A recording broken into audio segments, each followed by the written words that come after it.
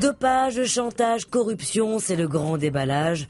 Dans un rapport explosif rendu public hier, l'Agence mondiale antidopage cloue au pilori de l'athlétisme russe et réclame ses mises au banc du monde sportif. L'agence qui pointe clairement du doigt aussi le Kremlin. La Russie, de son côté, hurle au complot. La Russie qui ne serait pas le seul pays concerné, comme l'athlétisme, pas le seul sport. Au JO, les Russes risquent le chaos, titre aujourd'hui en France, et comme le dit l'ancienne ministre des Sports et aujourd'hui membre de l'Agence mondiale antidopage, on se croirait dans un mauvais polar. Et le feuilleton n'est pas terminé. La France devrait diriger l'enquête, épaulée par l'Agence internationale de police, Interpol, et en attendant, la Russie devrait être suspendue de toutes les compétitions internationales, dont les prochains JO à Rio. Pas toujours là où on l'attend, l'équipe a choisi de ne pas en faire sa une, préférant saluer le retour de Ben Arfa chez les Bleus pour les prochains matchs amicaux.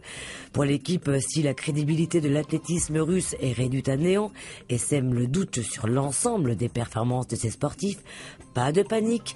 Du côté de la Fédération internationale d'athlétisme, nous allons réparer tout ça, affirme son président. Le Figaro revient également ce matin sur le grand oral de la ministre de l'Éducation hier, qui a exposé son souhait de modifier la carte scolaire dans le but de favoriser la mixité sociale à l'école. Ce sont dans un premier temps 17 départements pilotes qui seront concernés dès la rentrée 2016.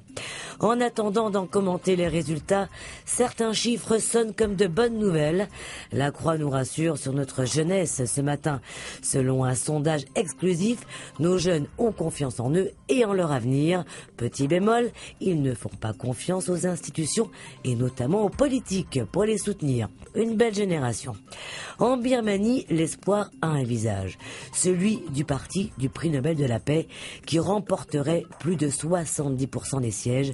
Un raz-de-marée pour celle qu'on leur surnomme la Lady et une grande bouffée de démocratie pour ces électeurs qui ont voté massivement pour ce premier scrutin libre depuis un quart de siècle. La transition du pouvoir risque d'être tendue, c'est certain, mais en attendant, savourons la victoire. Très belle journée et bonne lecture.